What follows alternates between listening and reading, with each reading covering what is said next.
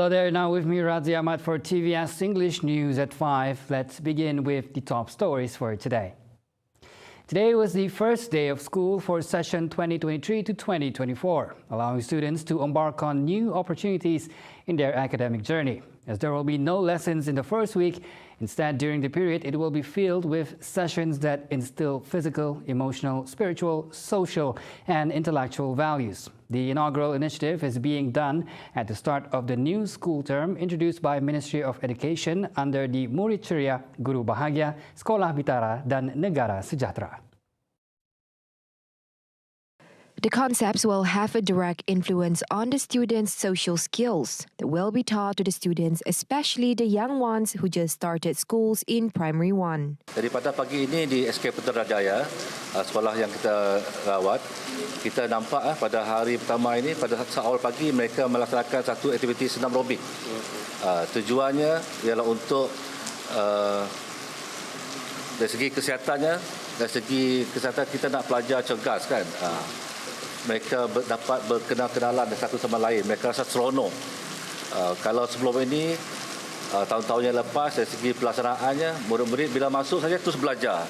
Jadi mereka belum sempat lagi berkenal satu sama lain. Yang mana pada hari pertama dan minggu pertama ini, pihak sekolah diminta untuk melaksanakan satu aktiviti dan program yang boleh mewujudkan suasana ceria yang menyeronokkan di kalangan murid yang datang ke sekolah lah. He said this when met by reporters at SK Putrajaya earlier today. Explaining further, he believes that the first week program of the school session can also foster various values such as cooperation and close understanding between students, teachers, and parents. Meanwhile, Omar said, in this session, a total of 408,642 students have registered, with 32,642 being Primary 1 students. In regards to schooling during the upcoming month of Ramadan, schools conducted an evening session in the states of Sabah, the Federal Territory of Labuan and Sarawak ends at 5 p.m, while morning session schools will operate as usual. Last week, the Sarawak government displayed positive response on an investment worth 6.7 billion ringgit to establish the first integrated low-carbon silicon-based materials plant in Southeast Asia. Set to be commissioned in 2026 and based in Bintulu's Samalaju Industrial Park, this plant will be used in the production of a more eco-friendly solar panel while providing about 4,000 job opportunities to the locals. However, everything comes with a price. Is it necessary to build a new plant to produce these more eco-friendly items? And how will it impact Sarawak's environment? Joining us today is Dr. Hazrul Muhammad Basri, a senior lecturer from the Department of Electrical and Electronics Engineering from UNIMAS. Now, Doctor, first of all, do you think this initiative has a significant effect towards our environment? Firstly, the production process reduce carbon footprints aligned with Sarawak's green energy objective, which ensure a greener and cleaner environment. This initiative also encourage growth in the green industry, attracting more eco-friendly companies and fostering innovation in renewable energy. Moreover, the establishment of the plant will create numerous job opportunities in various fields, such as manufacturing, engineering, research and development. As a result, the local economy will benefit and a skilled workforce in the green energy sector will emerge. One of the most significant benefits of this initiative is the potential to boost renewable energy adoption in Sarawak. The increased availability of cost-effective solar panels, which is produced locally, will encourage a more widespread use of solar power, leading to reduced dependence on fossil fuel and minimize greenhouse gas emission. As solar panels become more accessible and more affordable, the state will rely less on imported energy sources, which lead to more self-sufficient energy landscape. From my point of view, this initiative presents an optimistic outlook for Sarawak's green energy goals. The long-term success of this project will determine by the facility's actual carbon emission, advancement in technology, and the effective implementation of sustainable practices. Thank you, Doctor. Now, my next question is, do you think this endeavor will pave the way to more solar engineering potentials in several sectors, such as the construction sector? Yeah, of course, assuming that the project is successful. The success of this project would encourage the Sarawak government to tap into solar energy and prioritize its integration into various sectors, including construction. As local produced solar panels become more available and affordable, the construction industry will be motivated to adopt solar technologies, thereby reducing dependence on non-renewable energy sources. Solar engineering in construction sectors could be, manifested in various ways, such as integrating photovoltaic system into new building designs, or the other way is by retrofitting existing structures with solar technologies.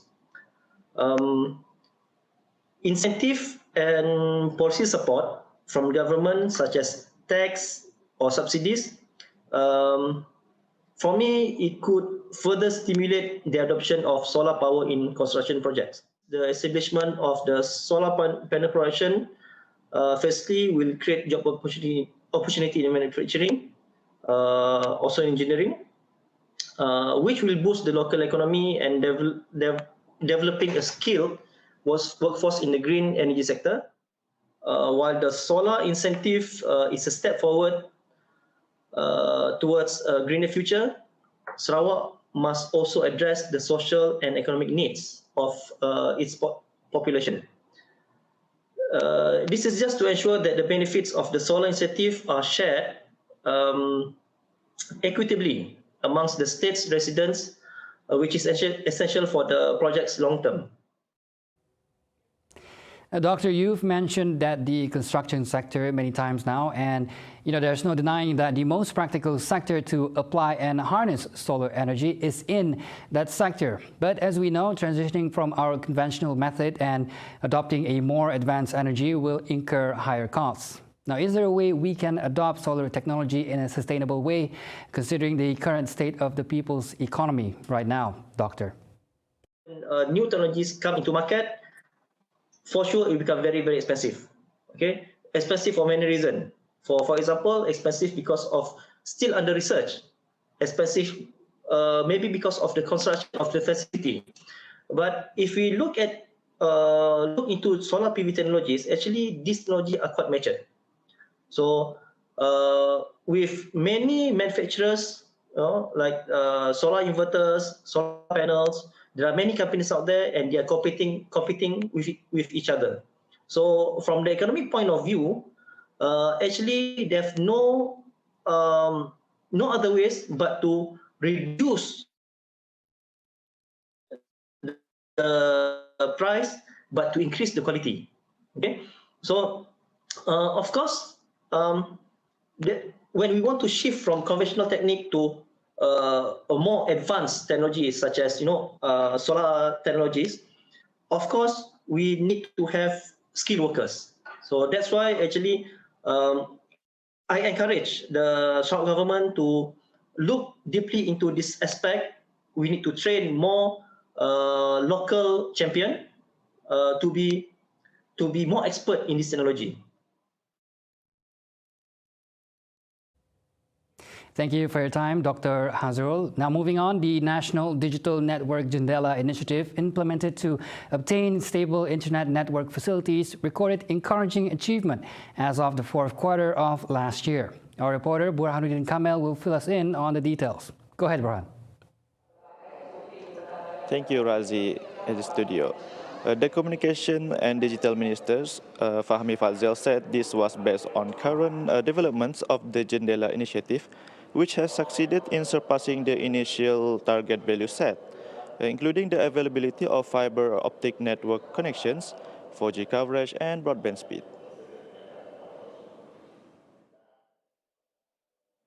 Inisiatif Jendela yang merangkumi dua fasa mula dilaksanakan pada September 2020, yang mana pelaksanaan Jendela Fasa 1 bagi tahun 2020 sehinggalah 2022 telah menunjukkan pencapaian yang amat memberangsangkan.